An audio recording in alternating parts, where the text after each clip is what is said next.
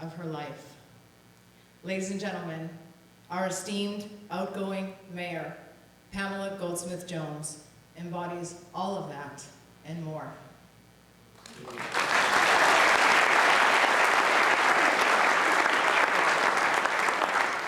Now, you might think that Pam's success and effectiveness as a mayor has been in large part due to the counseling given to her by myself, sometimes called Canada's leading sexpert. But no, I'm sorry, I cannot take the credit for that. I'd like to share with you a story that Pam shared with me and stayed with me for many years. It was about raising children. Many of us who have children, this is a good story, Pam, it's fine. I love this story. In fact, I live by this story. We all, for those of us who have children or not, you know that children will often come home and they will say from a friend's or from school, which Pam's children entered school rather late because she homeschooled them. I really don't know how she's done all she's done. But we'll come home from school and say, you know, Johnny has a brand new red bike and Sally has this new coat and I really like that. And they got these incredible gifts for Christmas.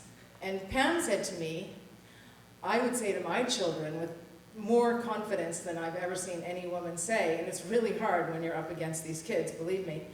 And she said, but I'm giving you other gifts. And they'd say, but we want the bike and we want the coat. And she said, no, we're giving you other gifts. We're giving you gifts that will last a lifetime. Pam gave her children, because I know them all really well and they're incredibly impressive, she gave her children the gift of integrity, honesty, trust, communication, faith, and a belief in themselves.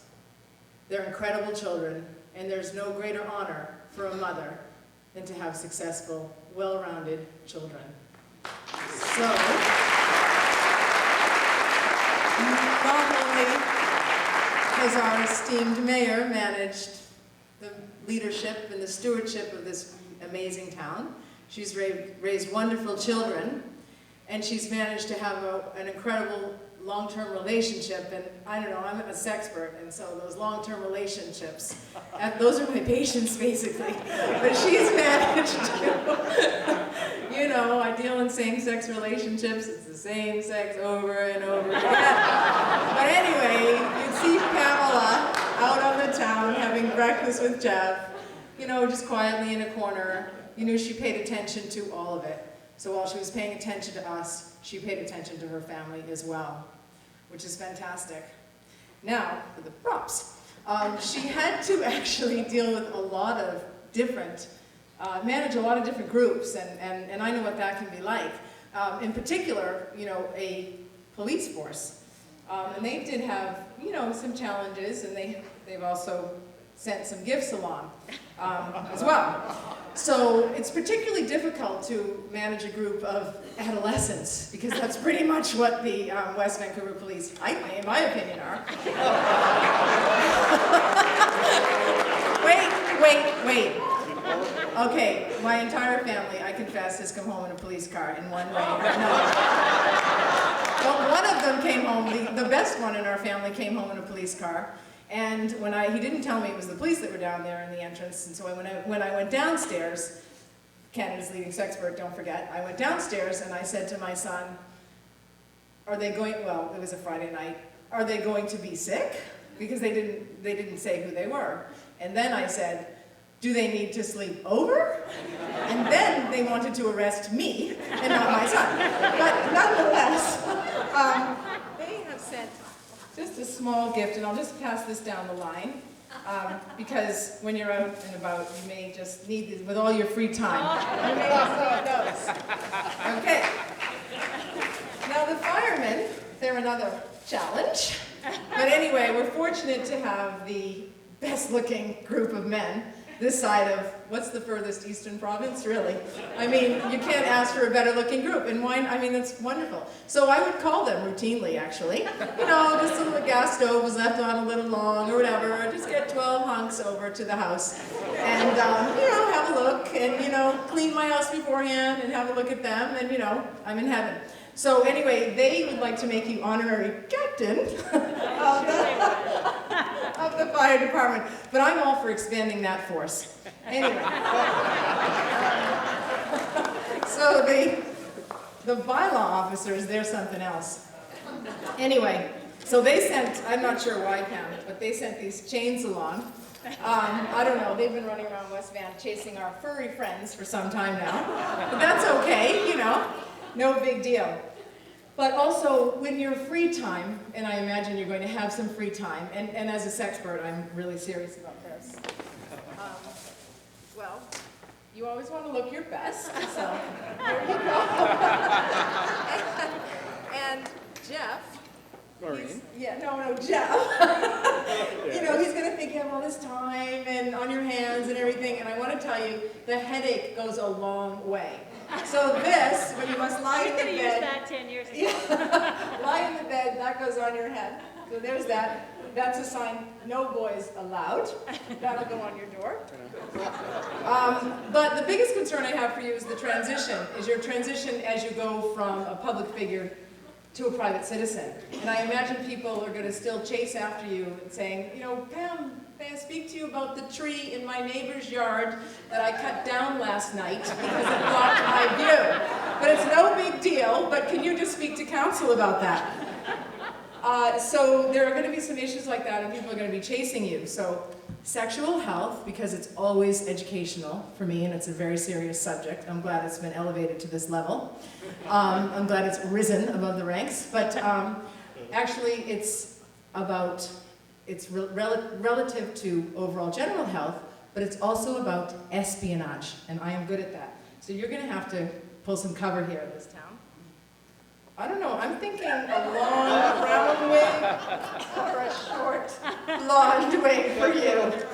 Anyway, you can pass those on as well. I have no idea what you're going to do, but I know you're going to rock at whatever you do, and you're going to be a rock star. So your future is so bright, you'll need shades. But the last thing I'd like to say is, I'm so glad you're dressed up. She's so good. She would be just such a great client. Anyway, I actually never expected her to dress up. I didn't think she was the type. But from the bottom of my heart, I would like to thank you for all you have done for this town. I'm trying to take you seriously. All you've done for this town in terms of engaging all of the citizens, dealing with consenting adults, and beautifying this entire town. And you've really put a beautification project in, but really all we needed was you. And we're so lucky to have had you. So thank you so much. It's an honor to be here.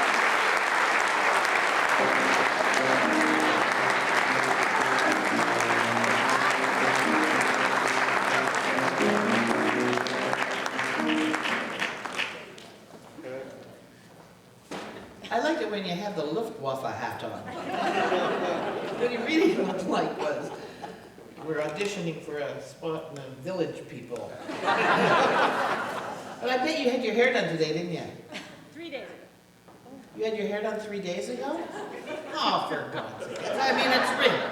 This is not fair. How can one person get so much and another gets so little? Anyway, the third person on the stage tonight who actually managed to graduate from... did you graduate from this school? Doug. Did you graduate from this high school? Oh, Sentinel. Same thing. Okay, it's not. I know. But it's close. Doug Copeland is a bit of an underachiever, but he's really made a big name for himself and for his ideas. I guess starting with Gen X and the other things, he doesn't need to be reminded of them all. He has published, however, 13 novels. This is a man who has a well, don't listen. Genius. He's a kind of a genius. And he actually is ours, and he's a great satirist, and is very talented beyond measure. So, Pam's friend and colleague, Doug Copeland.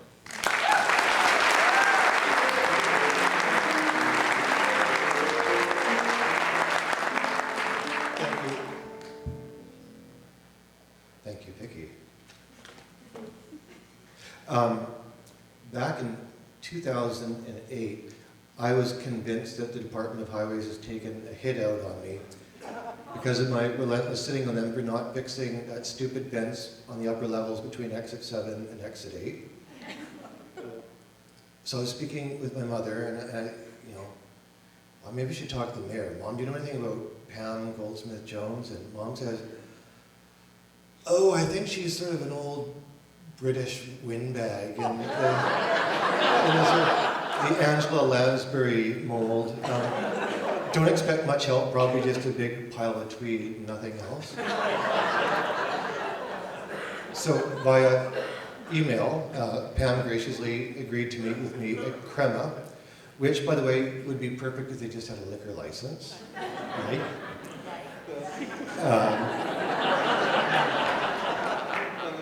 Instead of Angela Lansbury, however, I was met by the glamorous, high-energy thunderbolt with, as Trevor Lottens would perpetuate, the adjective, Jackie O-like hair.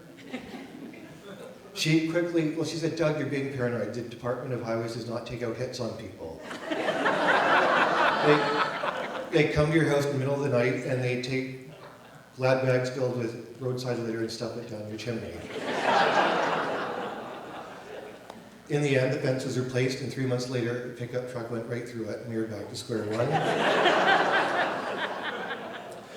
The next big interaction with Pam was on election night, November 15th, 2008.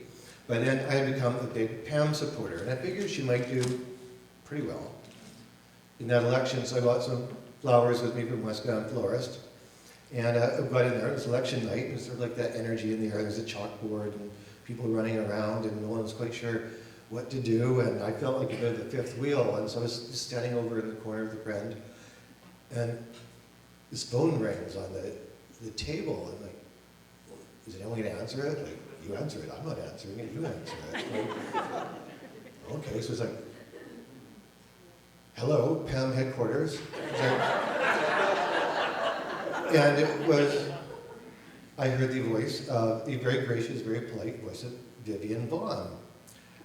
And she was saying she would like to congratulate Pam on a campaign bill run, and she wished you success as the mayor. Goodbye.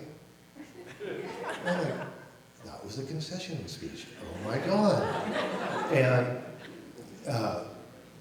well, I came on the sidelines with a bouquet of flowers and said to John Brody, the campaign manager, I think you don't know me very well, but I've got to say something here. And unfortunately I had the flowers. I said, Pam, congratulations on behalf of the entire West Vancouver arts community for winning tonight. And since then I've been doing nothing but congratulating Pam on one thing after another. It has been a real blast having Pam and Jeff and the kids being involved in my life since I met. In those years since the election, there have been a lot of good memories. Take September 12th, 2009, which was that magical Sarah McLachlan Neil Young concert. It was down at Ambleside. And I walked into the mayor's tent, where I was lucky to get access, and everyone, I recognized everyone in the tent from high school in some form or another. And I was reminded of Kurt Vonnegut's maxim, true horror is when you realize that your high school class is running the world.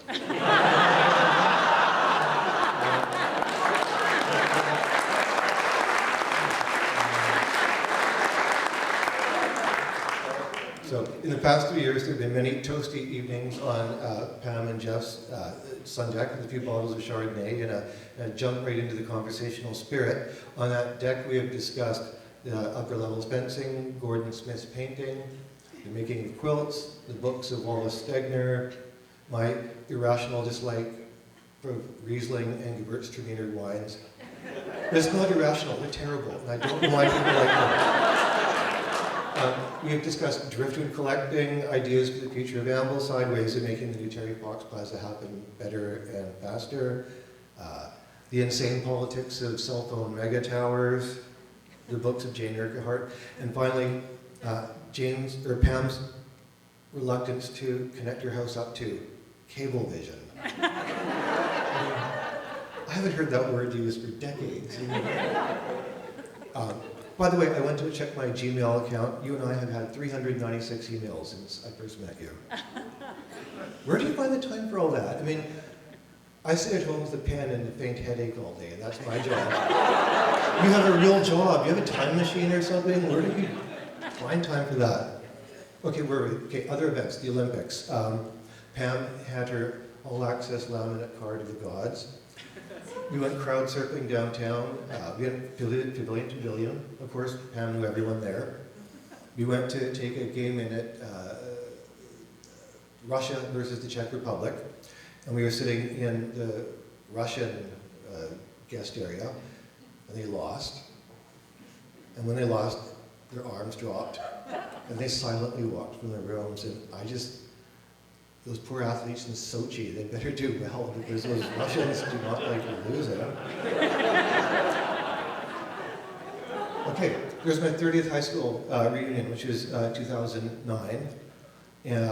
Where Pam, who went to West Van Not Sentinel, she ended up crashing Smitty's after party. How do you know Smitty? How do you know everyone? Like, I've never met anyone who dives into a lake with people and just swims as quickly and easily as Pamela Goldsmith-Jones. I can barely handle bumping into close friends in the aisles of the IGA. Okay, there was this one evening where we discussed Marshall McLuhan down at the West Van Library, and I was dead set that the event not have any advertising, that it was only going to be for the locals, no advertising, just only bookmarks, and come to the discussion of Doug and Pam and Marshall, and it worked.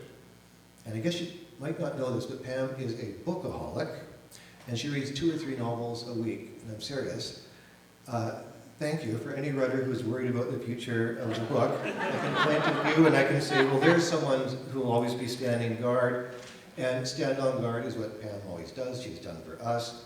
She's marvelous, smart, funny, compassionate, diplomatic, caring friend of yours. We're lucky to have her in our community, in our lives. And I think I have it on the record in City Council. I called you a party monster once. And that's the best kind of monster to be, if you've got to be a monster. But you are a party monster who does inspire the people in her life to be better than they think they are, and you always end up being right. You are the jewel in the crown of our community, and we, West Van, salute you.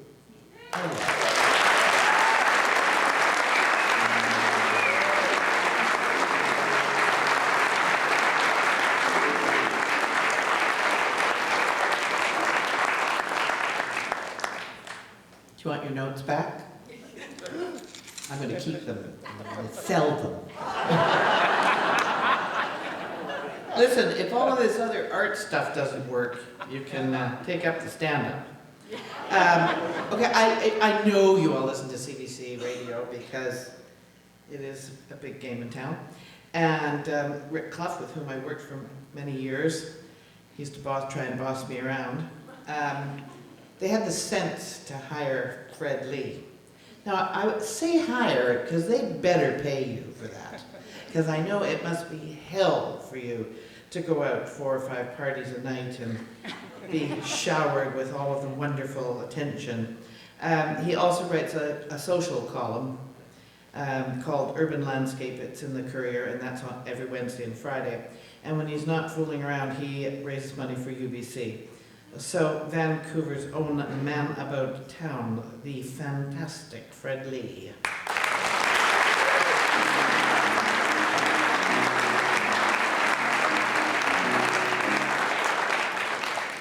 Thank you, Vicky. It's great to be here tonight. Good evening, ladies and gentlemen. My name is Fred Lee from the CBC, the Vancouver Courier, and the National Post. I'm thrilled to be here to celebrate the achievements of this Wonder Woman.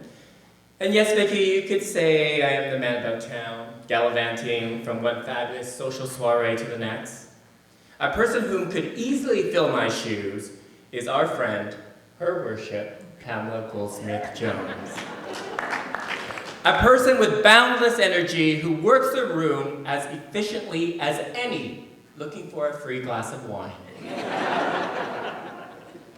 I'm pleased to be here tonight to offer my well wishes and congratulations and join the chorus of accolades for our good friend, Pammy. Can I call you Pammy? Had you been called worse, so I'm going to call you Pammy. I know you've made this decision to leave municipal politics with a great deal of thought, and you have not made it lightly. West Vancouver is a much better place since you started. As we have heard tonight, your accomplishments are many. You have achieved much with great style and great poise. While many of you know Pammy, the politician, I've had the privilege of knowing Pammy, the community builder and socialite, having worked with her and partied with her, attending many, many fabulous fundraisers together. Party monster would be a good title. Your successor will have a hard time matching your style.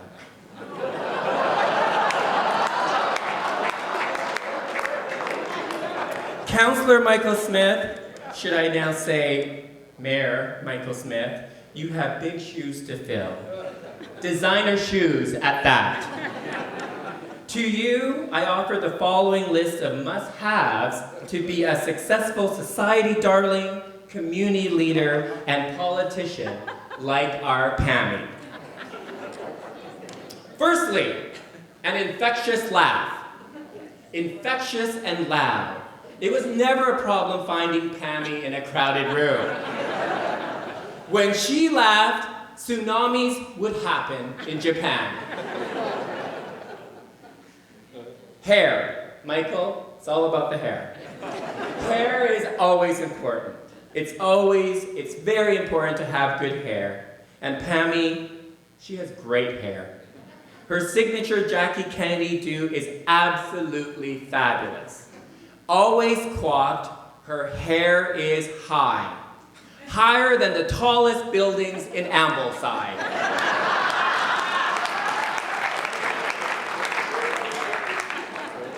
Next, are you taking notes? You should be taking notes.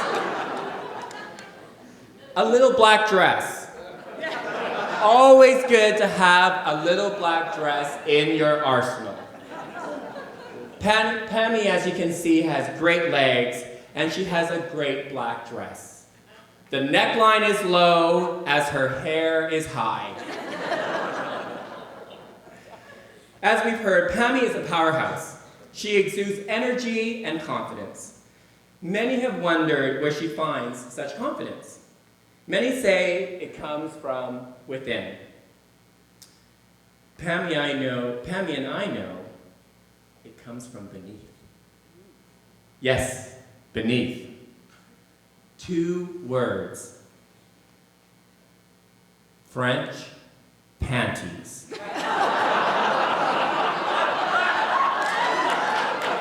Yes, nothing says confidence like a good pair of panties. It's true. French women have known for centuries. And this is how I came to know Her Worship some years ago. After professing my discovery of a new local company, pantiesbypost.com, on the CBC's early edition, Pammy quietly saddled up to me later that evening at an event, genuinely curious about the panties and the monthly subscription service.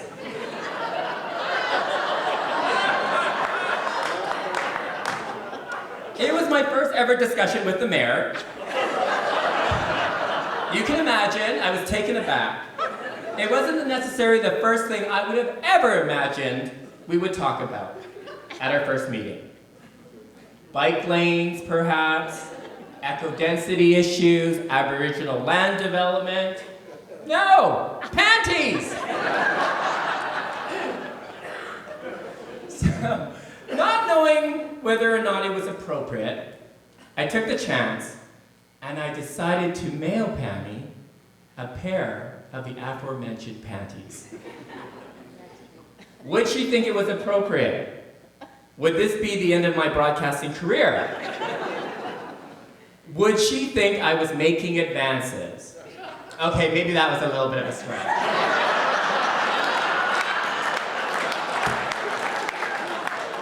More importantly, would this be the end to any and all invitations to Tony West Vancouver parties?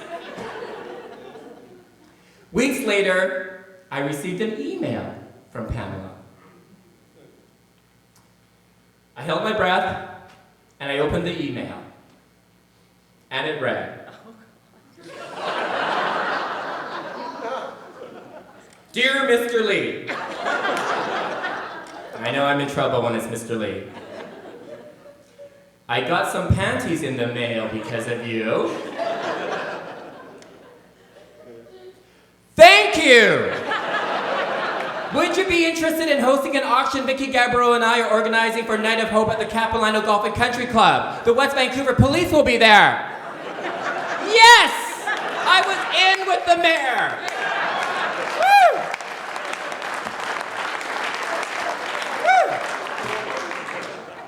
Since then, we have been good friends and colleagues working on many fundraisers and UBC community initiatives, of which Pam is a proud UBC alumna. Pam, you have shown great leadership, passion, commitment, and most of all, fun. Most people won't ever know the tireless work you did both inside and outside the halls for the residents of West Vancouver. Consensus building is hard work, but you have done it with style, grace, and confidence. I'd like to think my little parcel was able to provide you with some of that confidence and support.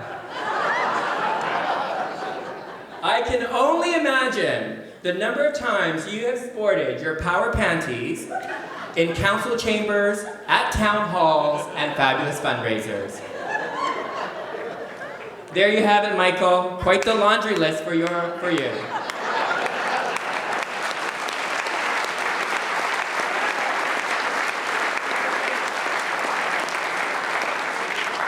In closing, I'd like to offer you, Pam, my best wishes for your future endeavors. And just in case you decide to throw your panties back into the political arena,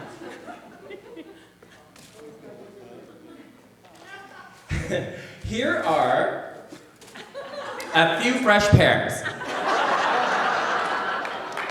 Whatever political stripe or color you choose to wear next, whether it's green,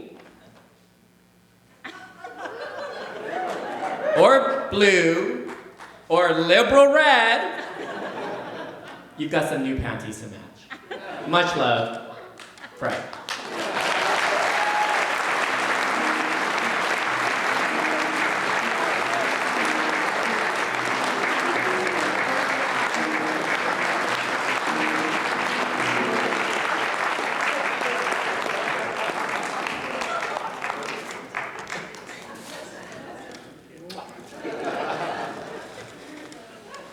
I like a man who tidies.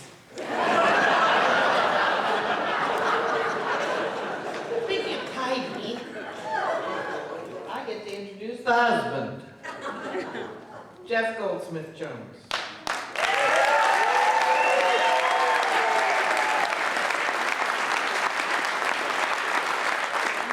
I was just going to say that apparently they met when they were 5 years old. Now that's endurance. They were married by the time they were 23. And when Pam works weekends, he goes fishing. He does most of the cooking, you darling boy. And she does most of the cleaning, I'll bet. So I bet you're not missing the campaign this time, are you? No, I think you're going to be back in it though before you get know it. Jeff Goldsmith-Jones.